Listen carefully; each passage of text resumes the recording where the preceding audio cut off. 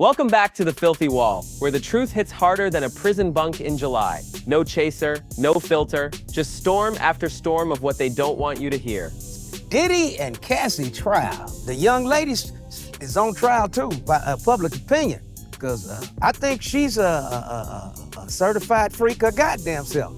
10 years, pissed in the mouth, over and over, and she asked for the motherfucker's piss. I was thinking that Puffy was telling them, piss in this bitch's mouth. No, she said, piss in my mouth. I know R. Kelly's in jail, crying like a motherfucker. God damn it, I just pissed on bitches and I'm locked up. This nigga and pissing in the bitch's mouth. So let's talk about this wild-ass ride they call the Diddy and Cassie saga, or better yet, the circus of freaks, fame, and felony. Look, Diddy's on trial, but it ain't just him catching heat. The court of public opinion got Cassie front and center too. Why? Because when you sit at the table of the rich and reckless for 10 years, you don't leave with clean hands. We talking certified freakdom here. 10 years of piss in my mouth and this man turned golden showers into room service. And now they got paid protesters outside the courtroom chanting free Diddy and $2 shirts and $20 dreams. Some of them look like they just crawled out of Skid Row for a paycheck. Don't worry about the justice, just worry about your Diddy coin, right? So anyway,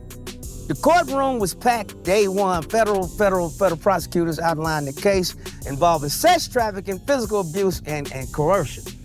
Now, Diddy pleaded not guilty to all the charges. Now, I think he's gonna beat most of the charges. I'm still trying to figure out what's he in jail for. How come he ain't got no bail? I didn't know being a homosexual was illegal, because if that's the case, there's a whole lot of motherfuckers need to get locked the fuck up. And then I didn't know being a freak was the criminal cause. So what? He pisses in his mouths and has a inflatable swimming pool in the hotel room filled with baby oil to dip them ashy ass niggas. Because, you know, ain't nothing worse than ashy ass, I guess. So, you know, this motherfucker had the baby oil on deck, truckloads, and then threw some other shit in there to put them motherfuckers to sleep, so that they could just rape and fuck them in the dookie chute all goddamn night. And then it gets hotter than fish grease. Kid Cudi's car, blown the hell up. Cassie says Diddy threatened to do it, and it happened. That's not freaky, that's a felony. Kid Cudi is testifying in Sean Diddy Combs' federal trial. The rapper, whose real name is Scott Muscudi, takes the stand May 22nd, alleging that Combs broke into his house when he found out about his and Cassie Ventura's brief romance, which began in 2011. Muscudi details the chilling conversation he had with Combs when he called the Bad Boy Records founder to confront him. Per NBC News, Muscudi testifies, "He said, 'What's up?' and I said, 'Motherfucker, are you in my house?' He said, 'I am here waiting for you.'" The 41-year-old claims he called authorities while on the way back to his house. However, when he got there, Muscudi says only the police were on scene. But he notes that the security cameras on the side of his house had been moved out of the way. His dog was, quote, "locked up in the bathroom," and some gifts were opened on the counter. Combs has not publicly addressed the alleged break-in and has pleaded not guilty to charges of racketeering, sex trafficking by force, fraud, or coercion, and transportation to engage in prostitution. During his testimony, Muscudi also speaks about an incident over a decade ago where his car caught fire and exploded, telling the court per NBC News that in 2012, around the same time he and Ventura ended their romance, he was alerted by his dog sitter that his car was on fire while he wasn't at home. With the prosecution then presenting images of Muscudi's Porsche showing a Molotov cocktail inside the vehicle. And while the presiding judge accepts the defense's objection over Muscudi's claim that Combs was involved in the incident, Ventura had previously testified that Combs threatened her and the rapper, claiming that the 55-year-old once told her Muscudi's, quote, "car would be blown up." Forget the bedroom, that's straight up racketeering behavior. We ain't in the R&B charts no more, we in the RICO reports. And y'all thought baby oil in a hotel room was the scandal? Nah, that's just the foreplay. We talkin' hotel surveillance of full-blown assaults, women passed out, whispered payouts, and enough NDAs to choke a shredder. Let's continue with the Diddy. He attacked her multiple times. We all remember the video of him whooping her ass in the hotel. Yeah, he was skull dragging. kicking and all kind of.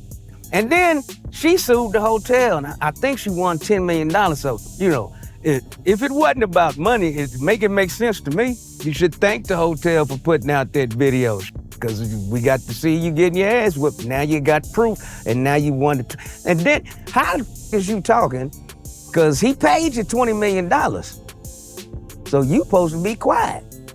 But no, you got paid multiple times. See, see, this is all smoke and mirrors. This is bigger shit going on right around than this. Let's dig in the in.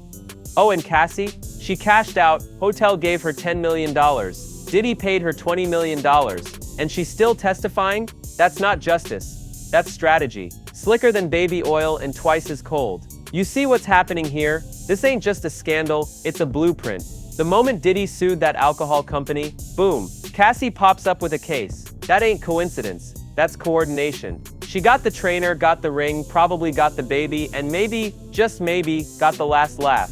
But here's the raw part. When did freaky become felony?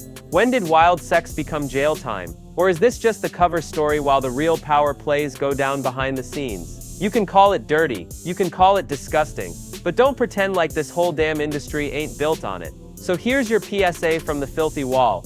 We ain't done. Part 2's loading. Hit that like, drop a comment, and let us know who's the real villain, Diddy, Cassie, or the whole damn system. But remember, every wall tells a story. This one's filthy. Pissy. And then the trainer that she married, Puffy got her the trainer.